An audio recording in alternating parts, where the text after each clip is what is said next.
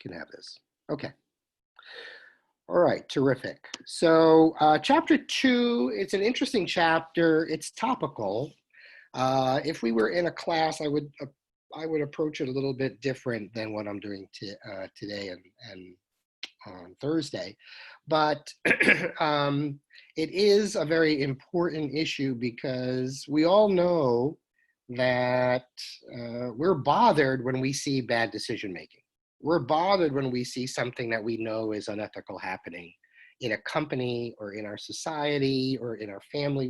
We are bothered by that. And so ethics becomes an issue in which we can talk about as being applicable everywhere, right? It's applicable in every situation, in our personal lives, in our family lives, in our business lives, in societal lives. We are expecting a certain level of ethics to kind of carry the day. And so we can live in a family, in a business organization, in a society that we're proud to be a part of because we know that there are some level of ethics that people are maintaining, so we can all push forward together, live a better life. We also know that businesses are a big part of society, but for many, many years, the thinking has been the only real responsibility businesses have is to make a profit. The hell with society. Well, that's changed a lot. And so there's a whole new concept called social responsibility that has sort of taken hold in the business world that says, businesses are more than just out there to make a profit. They're part of society. And because they're part of society, they have certain responsibilities to society. So those are the two major parts of this chapter. Okay, so I'm gonna get my little pen out here. And again, we all know, I can't teach you ethics. We all know, we all have learned since day one of being born, we've all been taught the difference between something that our family or our society thinks is right and wrong, right? So I'm not going to be telling you the differences between right and wrong because you've already learned all of that. What I'm going to be focusing on is, does ethics or this idea of right and wrong apply in a business setting? Now, it hasn't been part of any books in a while, but when I was in college and sitting in a chair, of course, we didn't have Zoom back then, we had this interesting model called the case of the amoral business person. And I think that I'll mark that down. I have to write on on this little pad here, which is not really conducive to doing these types of things. But we had something called the case of the amoral business person. I can't get my S in here. It was actually called the amoral businessman, but of course we've changed a lot since I've been in school.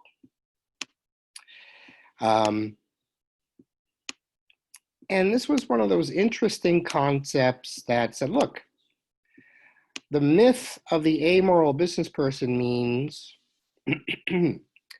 you have this person who's a great neighbor, belongs, goes to church or synagogue or, every week, is very active in the community, might be on the Rotary Club or part of the chamber,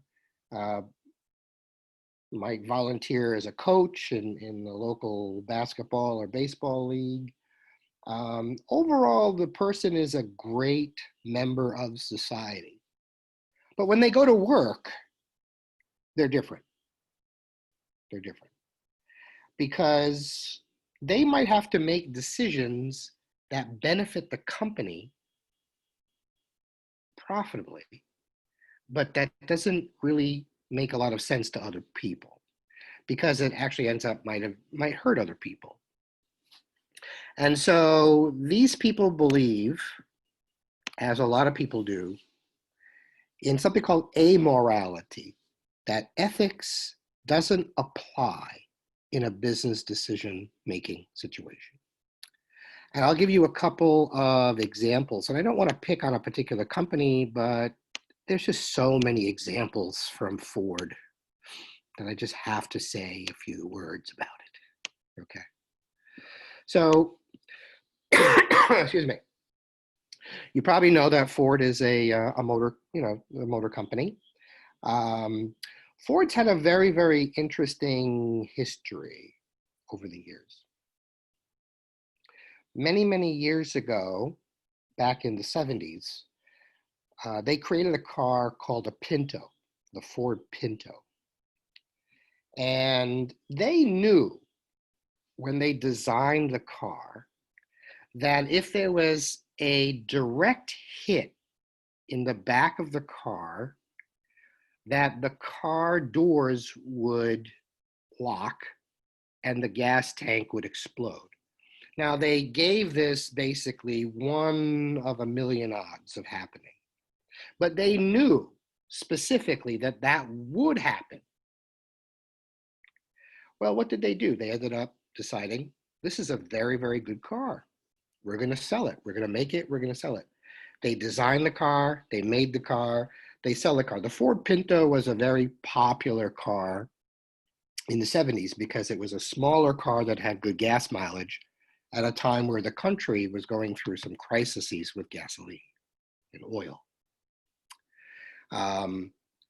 However, there were cases where the Pinto was hit. The frame, when it hit on a certain level, the frame basically collapsed, locking the doors so the people couldn't get out of the car. And the gas tank exploded, which meant it's basically a burning coffin. That happened. They took lawsuits and they paid those lawsuits. And they still decided that it was a good decision to build the car. Okay. It was a good decision to build the car because it was a very profitable decision for the company. And I don't really mean to pick on Ford, but there's one other example. You probably have heard of the Ford Explorer, which is a more modern vehicle. It's been since the 1990s, a very popular vehicle. However, under certain conditions, the tires have exploded. And so they've earned the nickname, instead of the Ford Explorer, the Ford Exploder has been its nickname. Well, the issue for Ford was they blamed the Firestone, which is the tire company that built the tires. The problem is the Firestone company builds tires for lots of different cars and trucks, but those cars and trucks don't explode. Only the Ford Explorer, under certain conditions, the tires explode. So to blame the tire company is just a way to say, we don't want liability here. We don't want to take responsibility for our decision there.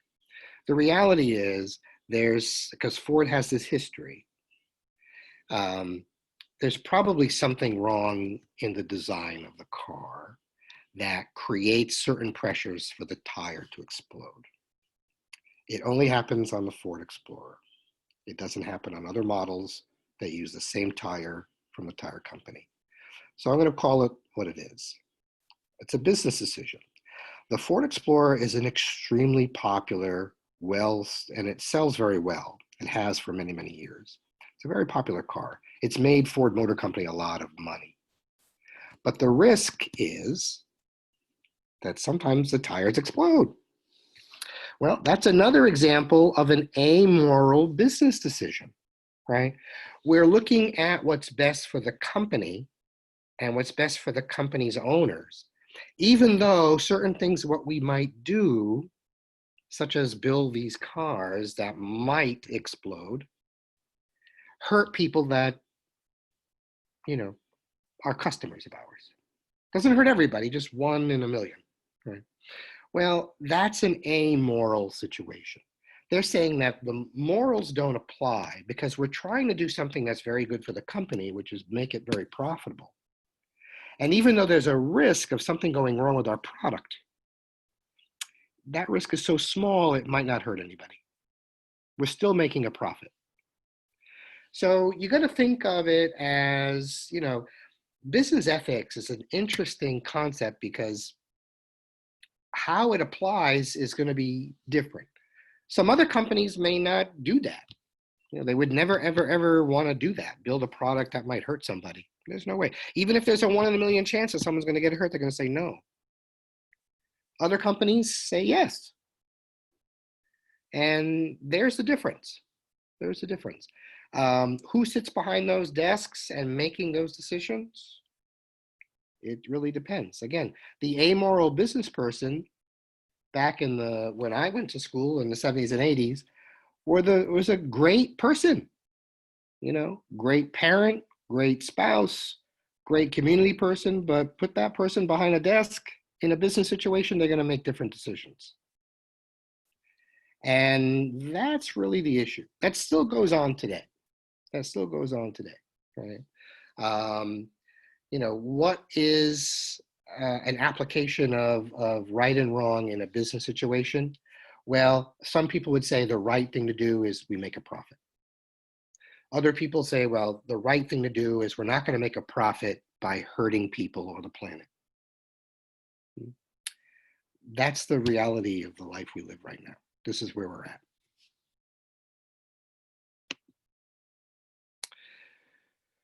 So ethical issues arise out of doing business with everybody. You have investors, you have customers, you got employees, you got lenders, which are creditors, you have suppliers, you have competitors. Ethical issues are all over the place. It's interesting that they mentioned competitors here, because some industries are not competitive at all. And for example, if you drive down an average street and you see there's several gas stations, overwhelmingly, the gas station's price per gallon of gas is going to be almost exactly the same. That's not very competitive. Usually if you're a gas station and you're with a bunch of other gas stations, you're going to want to have a lower price because that usually attracts people to come to you. The fact that they don't care about that is interesting. It's an ethical issue.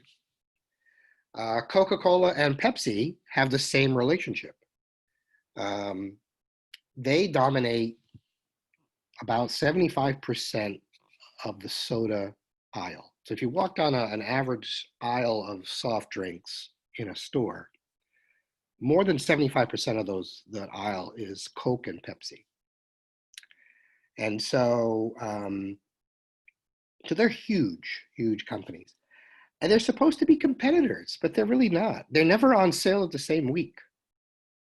If you look at if you ever go to a supermarket shopping, you'll see that, Coke's on sale this week, Pepsi's not.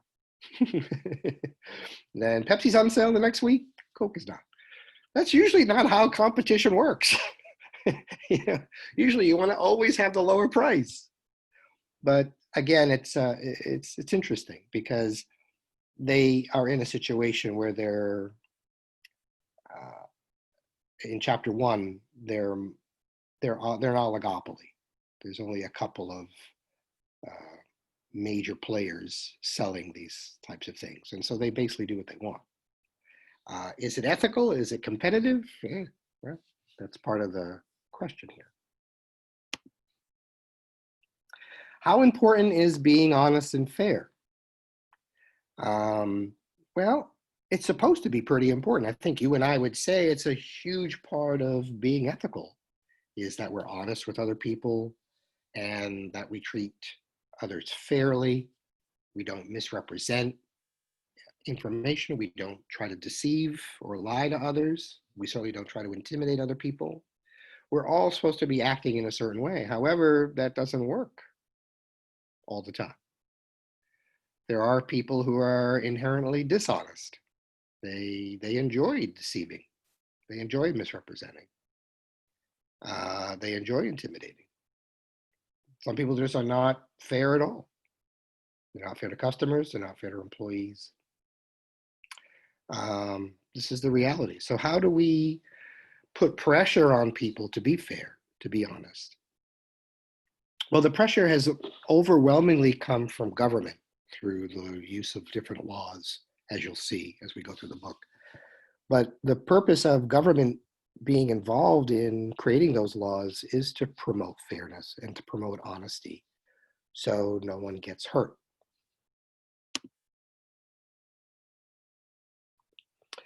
Within an organization, right, people should look at things as a team. And sometimes when people don't look at things as a team, they put their own personal benefit ahead of others. And that creates ethical situations in the workplace that are not really pleasant to deal with, but they do happen. They happen because people are, we are as a whole, we have a selfish streak as humans. And that selfish streak comes out in many different ways, including in business situations, not just in personal situations, but business situations. And that's just a part of the human frailty of who we are, how we're built. And it's something that does cause problems in the workplace. Conflicts of interest, when we accept gifts or we do favors, creating a situation where, if you have one person who's dating their manager, and that person gets a better shift or whatever, everyone's going to complain. Oh, it's a conflict of interest. The reason that A got a better shift than B is because A is dating the manager, and the manager is favoring that person. Yeah, that sucks. That sucks. And so a lot of organizations have put in place warnings called conflicts of interest, saying, look, if you are a manager, you shouldn't be dating someone you supervise. Some organizations have actually banned relationships within the organization romantically. It's a very interesting approach to this, because usually people meet their prospective spouses either through school or through work or through other social ways. And so the fact that some businesses have decided to say no dating, no relationships, is a very interesting way of trying to manage a conflict. Right? They're trying to keep it fair, but by putting the rule in place, it's inherently unfair, because this is really how some people meet the love of their life. They meet them at work. It's natural. It's pretty nice. You spend a lot of time at work. You get to know people at work. Things happen. So it's very interesting how some businesses are dealing with relationships at work by putting rules in place. Of course, you should never, ever, ever accept gifts or favors. It is illegal, but the purpose of a gift or a favor is to win your influence, right? To provide a favor to the other person who's providing you a favor. Businesses also do a lot of advertising. And the advertisements here are supposed to be as accurate as possible. Now, we know that that's not true. As a matter of fact, false and misleading advertising is illegal in this country, not just unethical, but also illegal. So there are some rules that advertisers need to focus on. So there might be differences between low fat, fat-free, and light when it comes to milk or yogurt or what have you. But even if it says fat-free, it's not fat-free. In other words, when you look at fat-free, you say, okay, it has absolutely no fat. But The reality is fat-free is defined as a level of fat that's small. Same thing with organic. What does the word organic mean? Uh, some folks believe it's just absolutely no use of any pesticides or nothing else, um, when in fact that there can be limited use of certain things and you can still call it organic. So it's messy. It's messy. It's not necessarily false and misleading the way the rules are written, but it is very, very messy. And because it's messy, it is misleading. You know, when you say fat-free, a lot of people thinking, okay, well, there's no fat, but that's not what fat-free means. That would be misleading.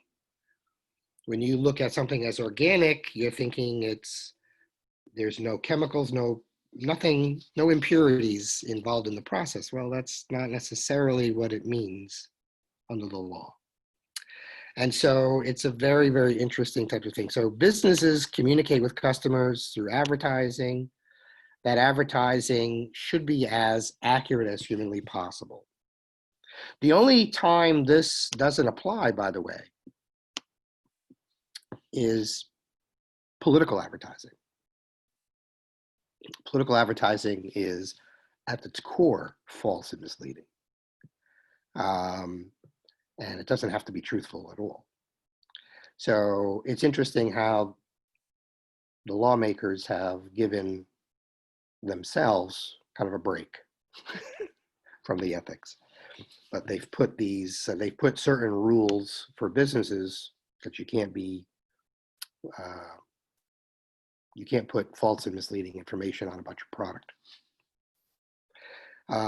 Health-related products are really big too. Like I said, we already mentioned about the fat-free and organic type of stuff, but this is also true for supplements. You'll see, if you ever watch TV, you'll see a lot of supplement ads. You know, Prevagen is good for your brain. Well, you know, under the law, supplements are excluded from these claims. And so supplements can say that they help you with, you know, memory, and they help you with, you know, building muscle and all this, but in reality, they're not legally required to prove it. And so you have to be very, very careful. You know, so this pill helps you lose weight. This pill helps you, you know, do something else. They are legally off the hook because they can be misleading. They can be false. They don't have to prove it. Okay. So be careful when it comes to supplements because they are excluded from the rules. There's a lot of things that are excluded. It's amazing. One of the figures from your book here has factors that influence ethical behavior. So a lot of it, you know, a lot of it is us. We are flawed. We are all born as flawed individuals. We grow up a package of advantage, you know, good parts and bad parts. I mean, everyone is like that. That's a human condition. Who you hang around with and who influences you, those social factors are important. I don't know if your mother ever told you about, you know, be careful who you become friends with. But it's true because the social factors and the social cues of who you're hanging around with really do influence you either for the better or for the worse. So it is part of ethical behavioral issues that do happen. And then, of course, the opportunity to do something right or wrong has to be there. And so once you put your individual factors together with social factors, together with opportunities to act in an appropriate way or an inappropriate way, you got yourself basically a true ethical behavioral issue right there. And that's basically what your book is saying here in figure 2. We already looked at this and that. Government has been trying to encourage us to be ethical, which is quite ironic because oftentimes, we have problems with certain ways in which government functions. However, only the government controls the legal system. Only the government runs the courts. And so in order to have justice and fairness, the government has a huge role to play in making sure ethical behavior is either encouraged or punished or both. In business, one of the biggest things that happened since you were born is Sarbanes-Oxley. The Sarbanes-Oxley Act, basically for the very, very first time, said that executives who deliberately report misleading financial information can go to jail for the very, very first time. Because one of those interesting parts of ethics is, can you lie to your owners about how good your corporation's doing or not? And sadly, there have been examples in the past of business managers, executives who have deliberately lied about the financial condition to the owners. In this case, stockholders, the owners of these corporations. And so this was something that that couldn't happen.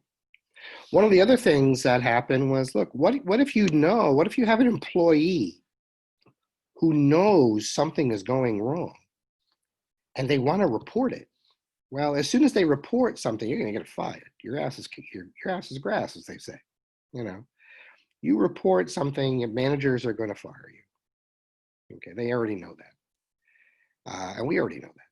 So now there are legal protections for employees who report misconduct. These are considered whistleblowers, and there are certain whistleblower protections that are out there to help the employee who has decided to come up and do the right thing by reporting that. And so that's important. Trade associations, so, businesses that are in the same type of business sector often form trade associations. And trade associations have some role in encouraging. So, for example, there's a pharmaceutical trade group. They've been very active, actually, these days in saying, let's follow the science for a COVID vaccine. Let's not rush things. You've seen ads to that degree or not. But these are important groups of folks that say, look, we should be acting in a certain way. And so trade associations also help encourage businesses to be ethical. And then, of course, individual companies have codes of ethics, a guide of how they want you to act as an employee or a manager of the company. So that's a code of ethics. And all individual companies, again, here, about 95% of the biggest businesses in the country have a formal code of ethics or a formal code of conduct. And that's important. Matter of fact, when you get hired for a business, one of the things they should be giving you is a copy of their code of ethics or their code of conduct. And you should be reading that because it's saying this is how we want you to act while you're employed here. This is how we do things here. This is what's normal, what's ethical here. And that's important for you to understand. Here are some examples of codes of ethics. These are little snippets from Starbucks, Nike, and Apple. So let's take a look at the Starbucks here. Individual actions at work shape how the world views Starbucks, which is why it's so important that we each take responsibility for our Starbucks mission and acting ethically in all situations. So they're telling the employees, look, how you act individually is looked upon as how we act as a group. And so act responsibly, do well, do good things. Starbucks has had its share of issues. They've tried a few years ago, they tried to initiate discussions on race because of various things that happened, I think, in Philadelphia, where, it's hard.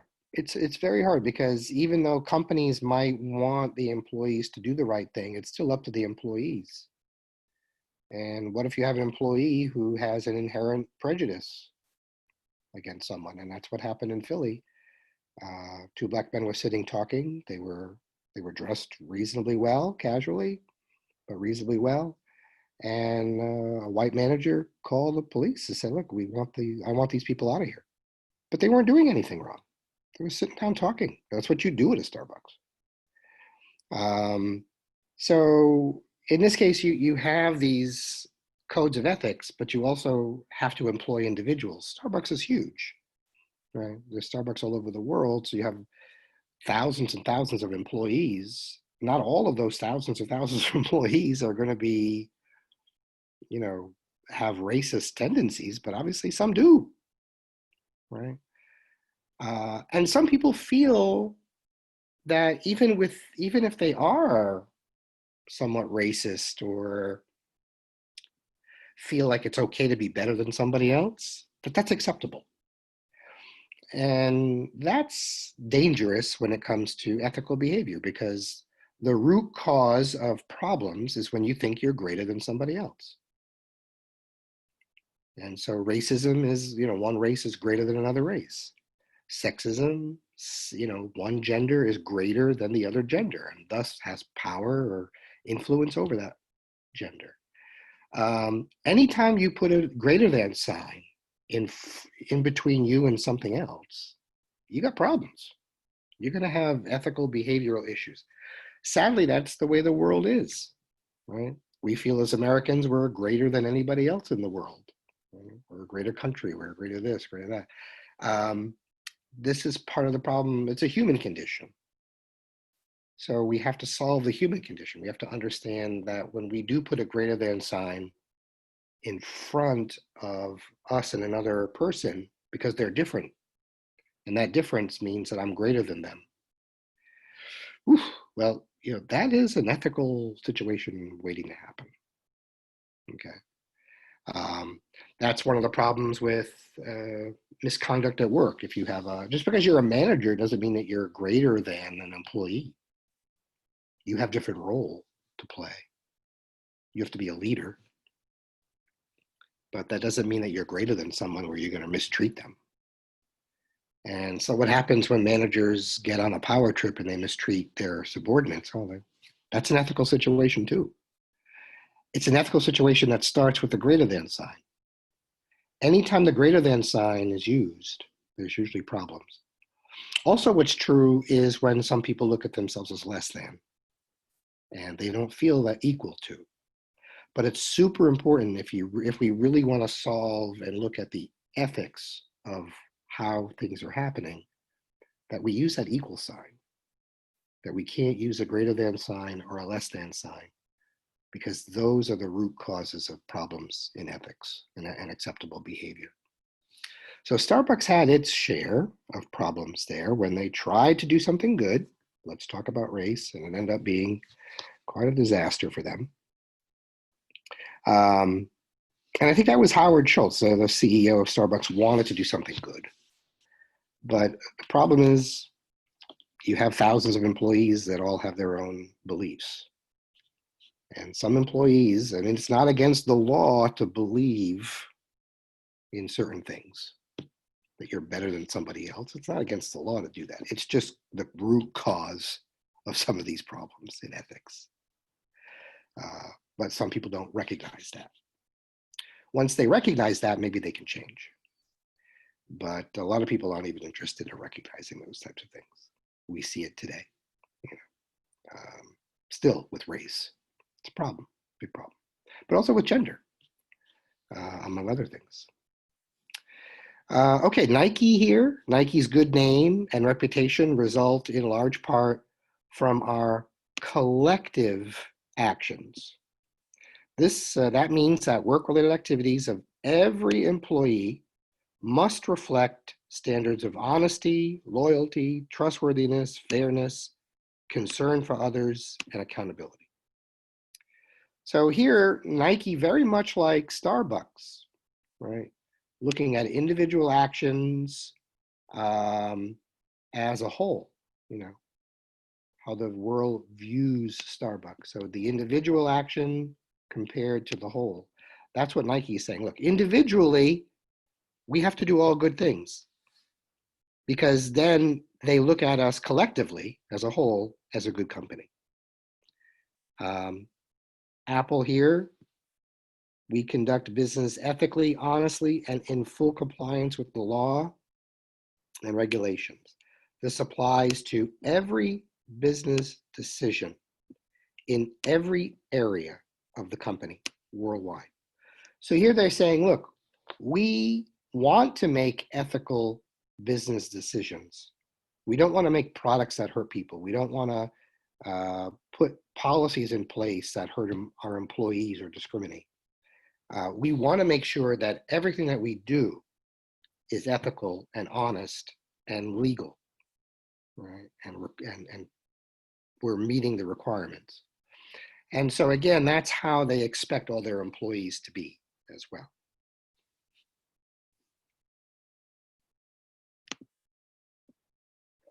All right, we've already talked a little bit about the whistleblowing issue. Anybody within the company or organization who informs the press or the government officials about unethical practices or illegal practices is technically a whistleblower. Just to know that it's not illegal to fire a whistleblower. You just have to prove that you were fired because you were a whistleblower. And that's why legal firms take care of a lot of this stuff, is they're the ones who are pretty good at finding the proof, finding the evidence. But people, and employees, again, a lot of employees have very high personal ethics, and they might not be able to tolerate what's going on at their workplace if they know something, particularly if something illegal is happening. They might need to talk. That's whistleblower.